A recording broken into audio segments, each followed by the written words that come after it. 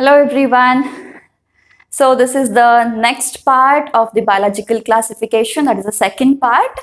And as we have completed the five kingdom classification in the last part, we'll take up the Monera now. I hope you have an idea what the Monera is because we have already briefly seen it in the previous part. So Monera, what does that include? What does Monera include? We have seen all the prokaryotic organisms are being placed under Monera, isn't it? So, Monera have all the prokaryotic organisms. And majorly when we see the prokaryotic organisms, usually bacteria falls in the group. Bacteria are the prokaryotic organisms which fall under the Monera kingdom. So, speaking about the bacteria, what are the characteristics of the bacteria, or we call it as Monera? What are the characteristics of the organisms which are being placed under the kingdom Monera? So, first very important characteristic is they don't have a well-defined nucleus. That is, no well-defined nucleus. So what do you mean by a well-defined nucleus? See, we also know the eukaryotic organisms have got a very defined nucleus or a true nucleus. So the difference is, let's take this as a cell. This is prokaryotic and this is eukaryotic. So what happens in the prokaryotic is the genetic material which is present, or the DNA which is present here, so that is freely suspended in the cytoplasm. Alright. Whereas in case of eukaryotic organisms, here we have a nuclear membrane to a nucleus. Right, this is the nucleus and this is a very well defined nuclear membrane, and inside this nucleus we have genetic material present. So genetic material is protected inside the nucleus, which is covered by the nuclear membrane in case of eukaryotes, whereas in case of prokaryotes we don't have any such organization here.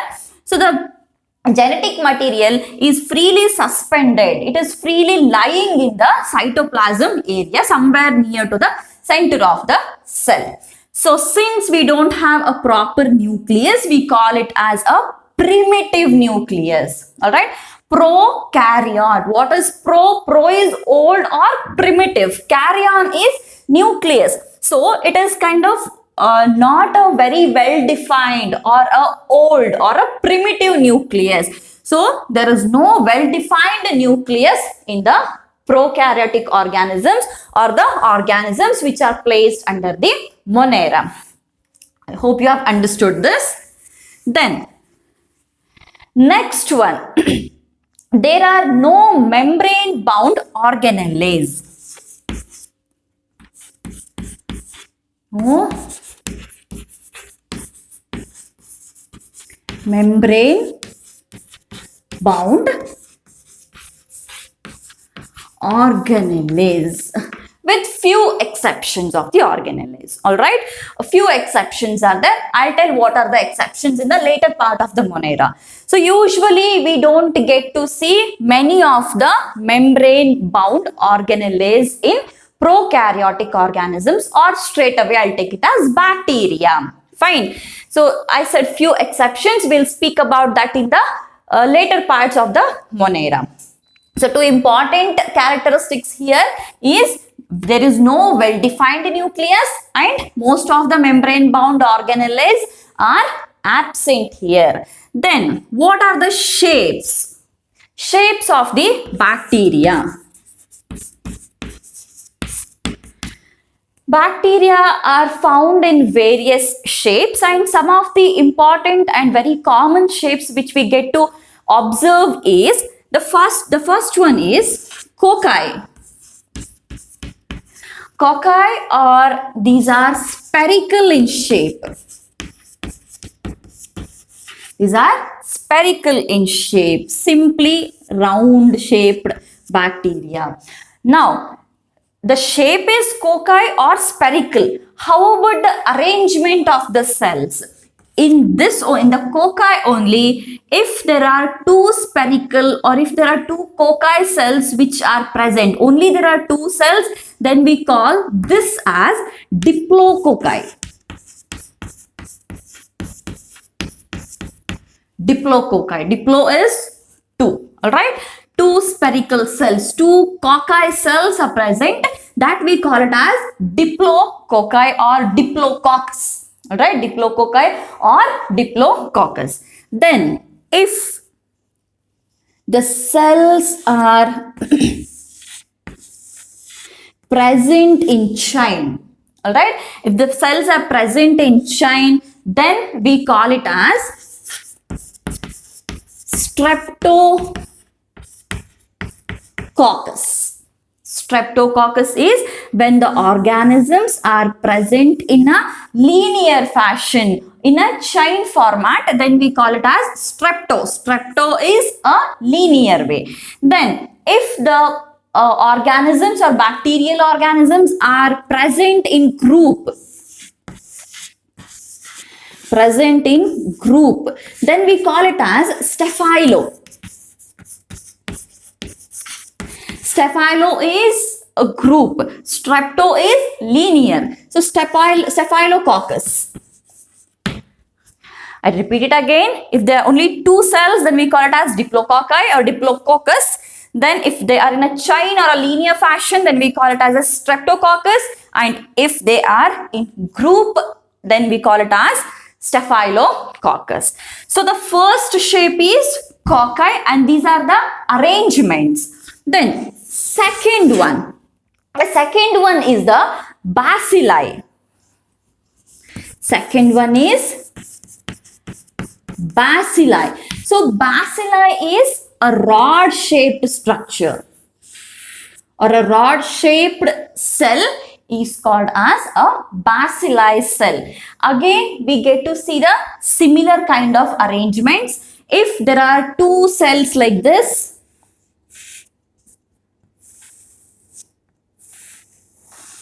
if there are two bacilli bacterial cells are present, then we call it as diplobacilli. And if they are present in chains,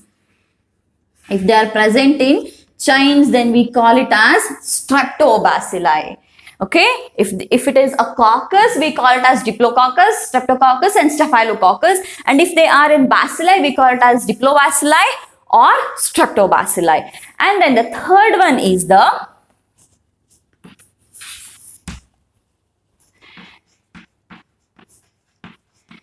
Vibrio shaped.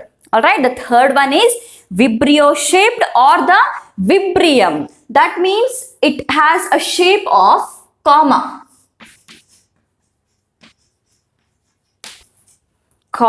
So the punctuation comma.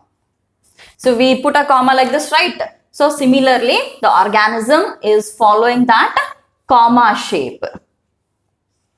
Okay, they are present like this. I'll put an outline here like this.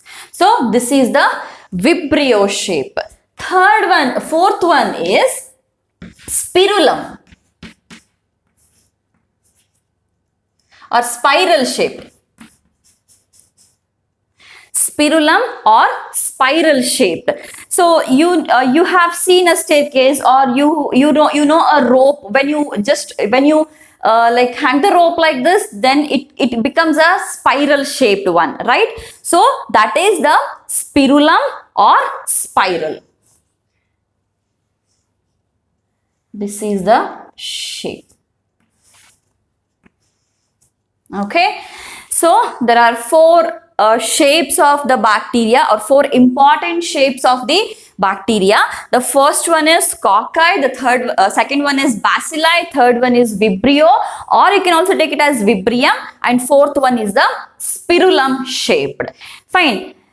See, Though the shapes are looking very simple, the bacterial complexity or the organism is not as simple as the shape looks. All right, the organisms or the bacteria, they're very complex organisms, and in terms of behavior as well as in terms of diversity also, I can say it as bacteria are almost ubiquitous in nature.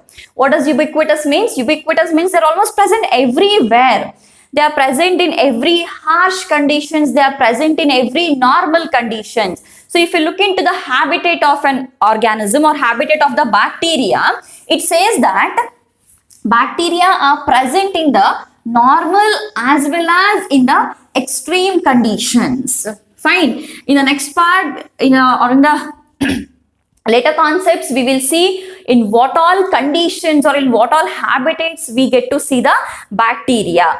So based on certain characteristics, all right, based on their habitat and based on their different cellular characteristics like cell wall or something, so the bacteria are being divided into two. We had also seen that type of classification in the previous video. That was 6 kingdom classification, isn't it? We had classified Monera there into Archaebacteria and Eubacteria. So in this Monera, now we are going to study the Archaebacteria as well as the Eubacteria. What are the characteristics or how do you define a Archaebacteria and a Eubacteria? So firstly, we will see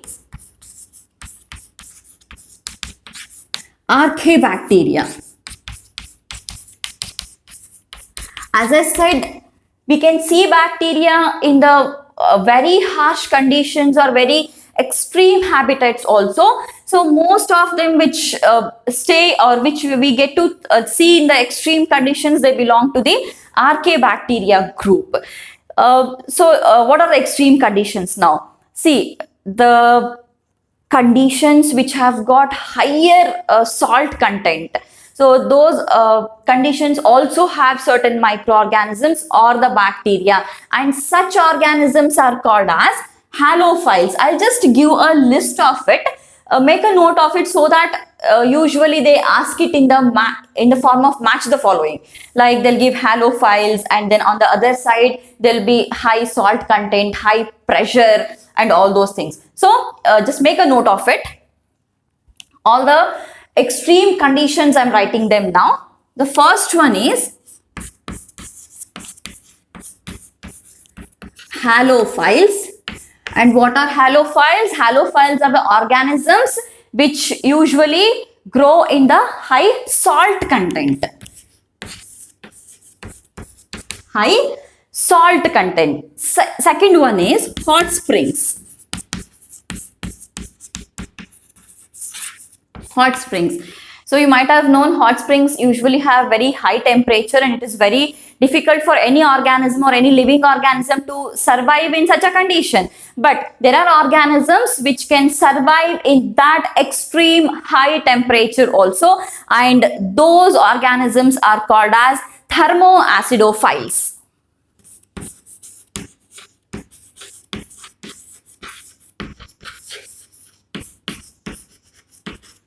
Or simply, if they give it as high temperature,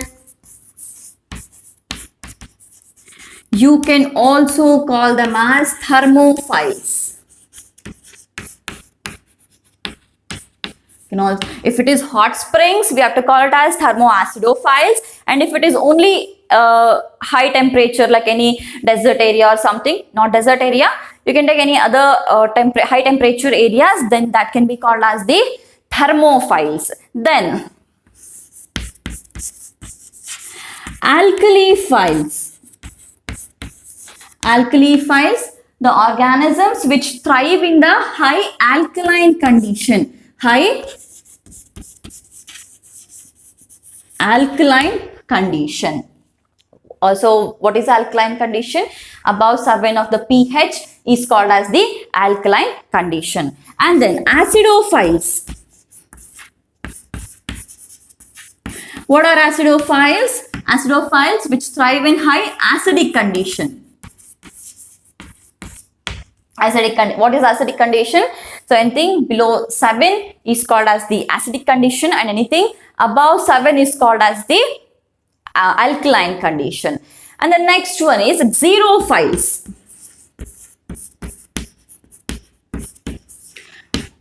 So xerophiles are the organisms which usually survive in a very low water content areas. In other terms, I can call it as deserts. Low water areas, or simply I can call it as deserts. Okay, so these are few examples of the organisms which thrive in the extreme conditions. Okay, so halophiles, which thrive in the locations where there is high salt content, and then hot springs, they are called as thermoacidophiles, and high temperature they are called as thermophiles. Alkaliphiles are present in the high alkaline condition, acidophiles in the high acidic condition.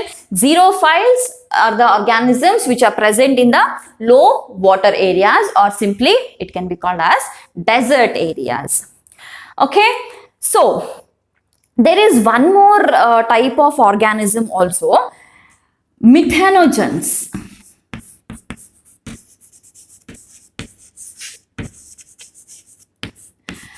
Methanogens are the organisms which usually produce methane.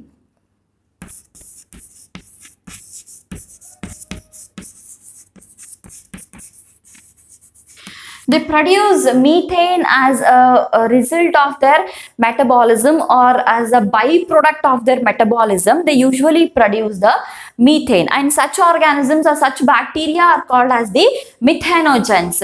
So these methanogens are also present in the gut of several ruminant animals like cow, buffalo, and everything. So we have we also know that from the cow dung or from the excreta of the cows and buffaloes, usually the biogas has been produced, isn't it? So how is that possible? That is because these methanogens are present in the gut of those ruminants. So when the excreta is being passed, those methanogens are also being passed along with the cow dung or excreta of the ruminants. So in that case, these methanogens, when it is all been dumped and left for a period of time, so at that time these methanogens will start acting, fine, and then or they start their activity and they start producing the methane in the form of biogas. Fine. So methanogens are also very important. You have to remember, you should remember this list. Okay. Fine. So I hope you have understood this archaebacteria. Now, one very important difference for the archaebacteria and eubacteria is it lies in the cell wall. So I said these are all usually present in the extreme conditions like high salt, high temperature, low water, and all those conditions. So don't you feel when they are surviving in such harsh conditions or extreme conditions, they should have a very strong protective covering, isn't it? So archaebacteria have a very peculiar characteristic, that is they have cell wall. They have cell wall which are made up of certain polysaccharides and proteins, which are made up of proteins and certain polysaccharides. And one among the polysaccharides, or there are many different, there are different types of polysaccharides present in the cell wall of this, but one very important is the pseudomurin. Write it here.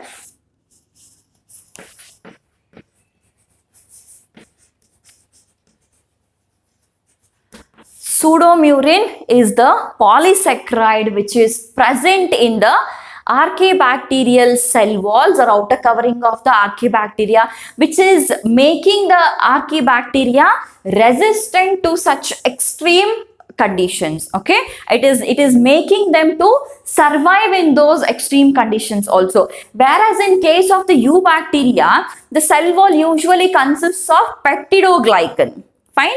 The bacteria, the normal bacteria, it consists of peptidoglycan in their cell wall, whereas the archaebacteria, they contain different types of proteins and the polysaccharides. Among them, one important polysaccharide is pseudomurin. Fine.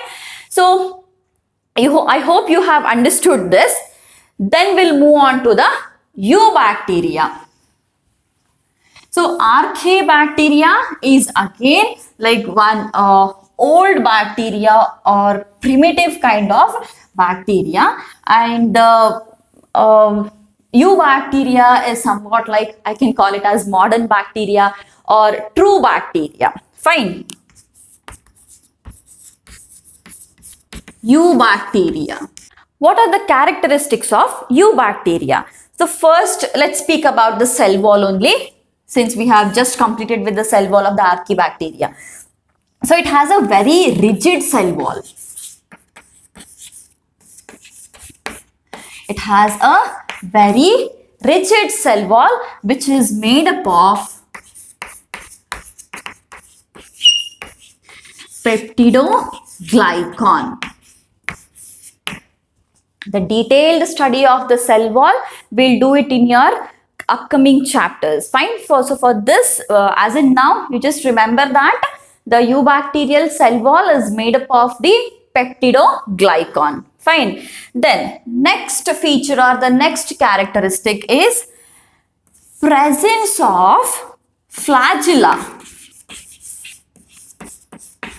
But again, remember, it is not that all the bacteria have flagella, only some bacteria have flagella.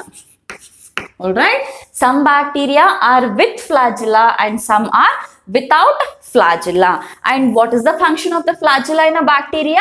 It helps in the movement of the bacteria. In eubacteria, we get to see some forms here. So we'll see one by one. So first one is cyanobacteria.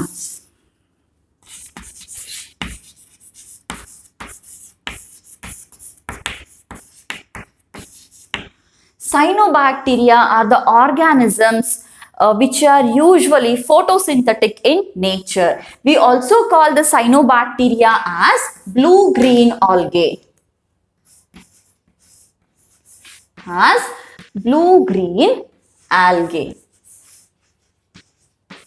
Don't be confused. Don't be under confusion that we have written algae here and we are speaking about the bacteria here. Okay, it is a cyanobacteria only. The other name given for it is blue-green algae, and these are photosynthetic in nature.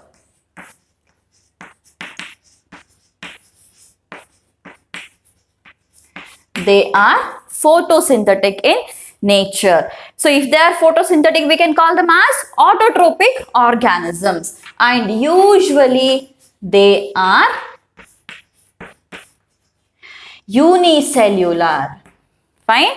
The blue-green algae or the cyanobacteria are photosynthetic in nature. They are unicellular and they can be present in a colonial form or in a filamentous form. So colonial form is this form. Filamentous form is a linear format. Okay.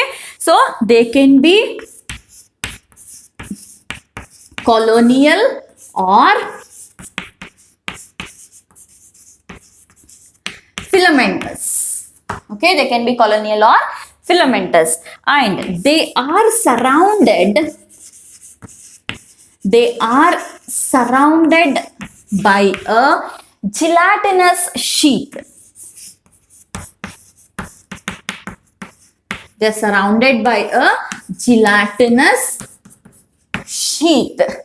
Then some cyanobacteria, okay, some cyanobacteria fix nitrogen in very specialized cells called as the heterocyst. So few of them, or a few cells fix nitrogen in specialized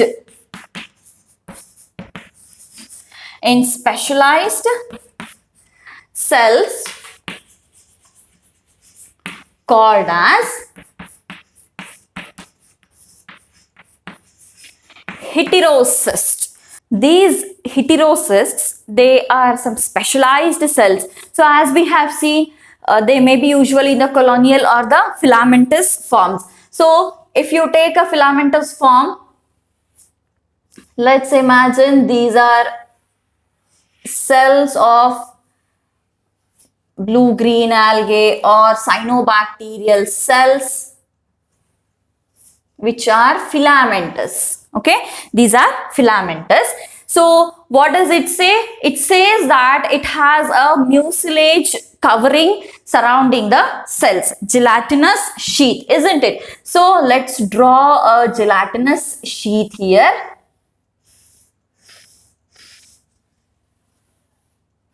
So this is a gelatinous means it is almost like mucilaginous. All right, so this is a gelatinous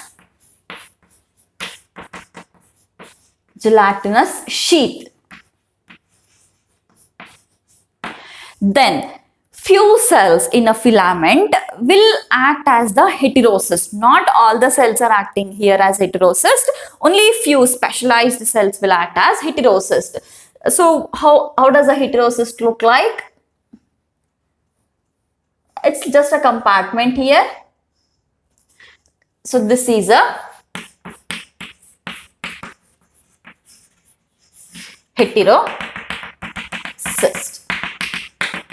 Alright. So these cells are the specialized cells which fix the nitrogen. So whenever there is lack of nitrogen, these heterocysts will come up fixing the nitrogen, and usually in the aerobic condition, that is in the presence of the oxygen. Fine. The examples for the cyanobacteria or the blue-green algae is nostoc and Anabaena. Anabaena and the nostoc are two examples for the cyanobacteria. Okay, so under eubacteria, as I said, there are many different forms. So first one is the cyanobacteria, and the second one is the chemosynthetic autotrophic bacteria. I hope you have understood this. So we'll move on to the second one. So second one is the chemosynthetic autotrophic bacteria, and this is photosynthetic bacteria. Photosynthetic is they can prepare their own food. So similarly, the second one is the chemosynthetic autotrophic. I'll write it.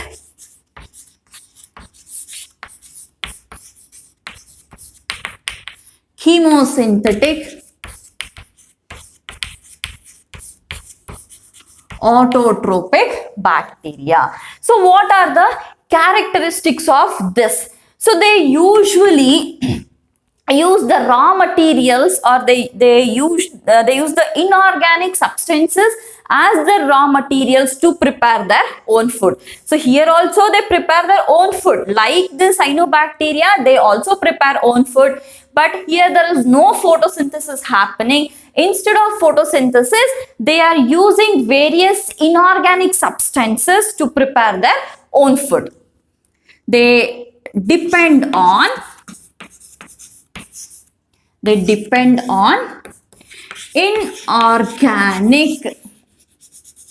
inorganic substances to prepare food. This is the first characteristic. What is the second one? Since they are using various inorganic substances to prepare their food, they can also play a very leading role or a very important role in the recycling of the nutrients. So second important characteristic feature of this is they are important They are important in recycling of various nutrients. Recycling of various nutrients like sulfur, iron, and many others. All right, sulfur, iron, nitrogen. So all these are being recycled by these group of organisms. That is the chemosynthetic autotrophic organisms. Then the next group of bacteria is the heterotrophic bacteria. What are heterotrophs? We had already seen it. Heterotrophs or heterotrophic bacteria. So these are the most abundant one which are found. All right, these are the most abundant group of bacteria. These are the most abundant group of bacteria, and as the name suggests, these are heterotrophs. It means they usually depend on others for their food. Hence, they can act as a very good decomposers for the environment. They are usually decomposers. Fine. So since they depend on the other organisms or other matter for the food, they can be taken as the decomposers, and these are commercially exploited.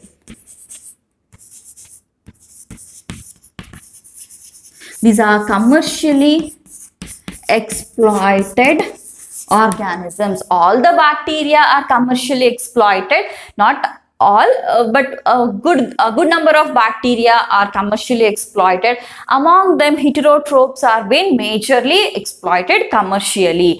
Like for example, preparation of the antibiotics and for the nitrogen fixing, and then they also act as a pathogen. It might be plant pathogen, it might be animal pathogen. Most of the heterotrophs will act as pathogens. Write it down. They act as pathogens, whether it is plant or whether it is animal pathogen. They are also commercially exploited in terms of antibiotic production,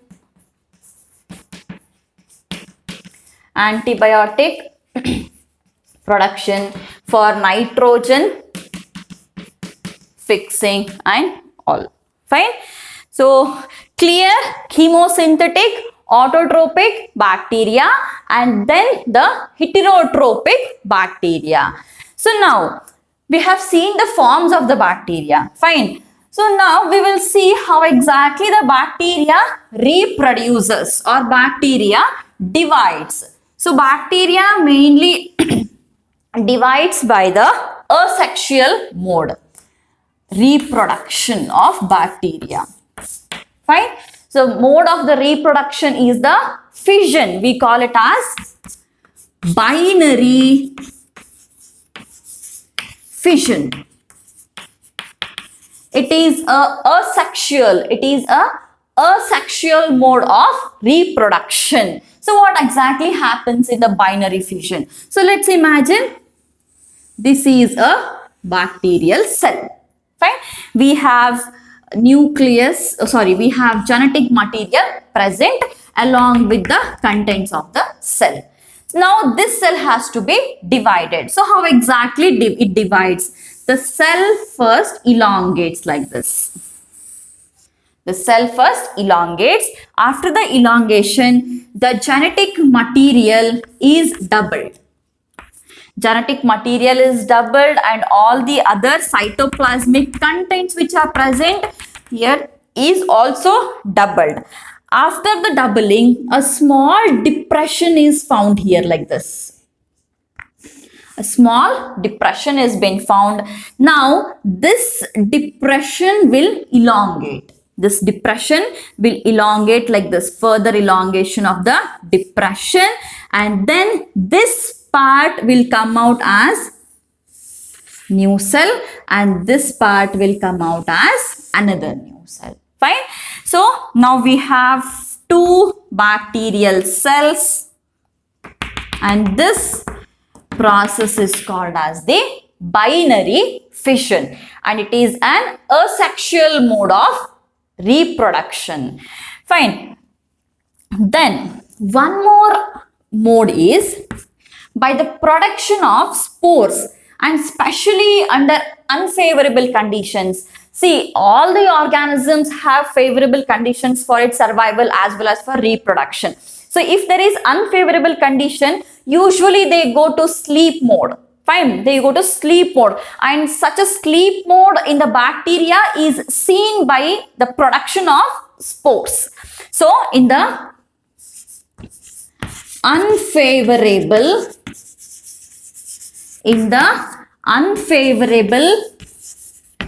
conditions, spores are produced. Spores are produced.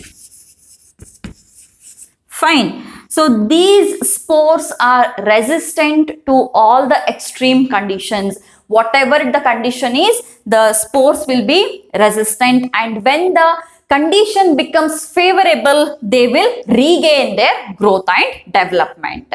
Fine. So first one is binary fission, second one is spore formation, the third one is the sexual reproduction. In case of bacteria, we cannot take it as a true sexual reproduction. It is just similar to the sexual type of reproduction what usually happens. That is, they usually exchange their genetic material through a organ called as pilus. Fine. So imagine these are the two bacterial cells. Now these two bacterial cells will form a tube-like structure and they exchange their genetic material from one cell to the other cell. So this exchange of genetic material through this tube-like structure or pilus is called as the conjugation.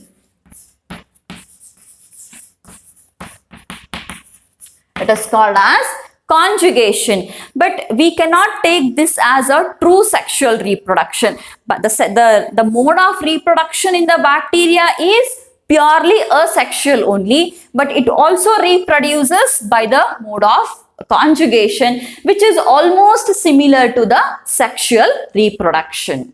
Okay, so I hope you have understood this. The next form of bacteria is mycoplasma.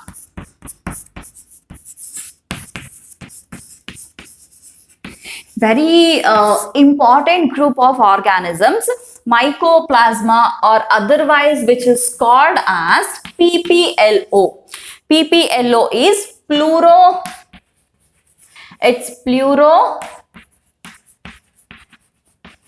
pneumonia like organism. Pneumonia like organisms, that is PPLO, which is also called as mycoplasma. So these are the smallest living forms which are usually seen. A very important characteristic is smallest organism. Smallest organism, and what you have to remember about this is they lack cell wall. They lack cell wall. You can see many questions on the mycoplasma in your previous question papers. So be very careful about this. They lack cell wall. They are the smallest cells and they survive without oxygen. Note this point. They survive without, they can survive without oxygen. Without oxygen, and they are usually pathogenic. They are usually pathogenic. Mycoplasma, these also belong to the group Monera, and these also belong to the bacterial group only. They are called as PPLO. They are called as PPLO, that is pleuropneumonia-like organisms. And very important characteristics to be remembered about this is they are the smallest organisms. They lack cell wall, that is they don't have cell wall. They survive, or they can survive without oxygen, and they are usually pathogenic in nature. One example for the mycoplasmic disease is the pneumonia, or in other terms we can call it as walking pneumonia or mycoplasma pneumonia. So most of the mycoplasmic cells are pathogenic in nature. So we have seen many different forms in the bacteria. So eubacteria, archaebacteria. Under eubacteria we have seen the cyanobacteria, we have seen heterotrophic bacteria, we have seen chemosynthetic autotrophic bacteria, as well as the mycoplasm, and then the reproduction in the bacteria. So I hope the kingdom Monera is clear. So you have to remember whatever points I have stressed, or whatever words I had stressed, all those points have to be remembered from the exam point of view. Okay, so in the next part we will come up with the remaining kingdoms. Okay, so I hope you are making the proper notes of this. Whatever points I have stressed, please note them. They are really very important for the examination. Fine. Okay, subscribe the channel and study properly, as well as inform your friends about it, and let them also learn the classes in a very easiest way. Fine. Thank you. Bye.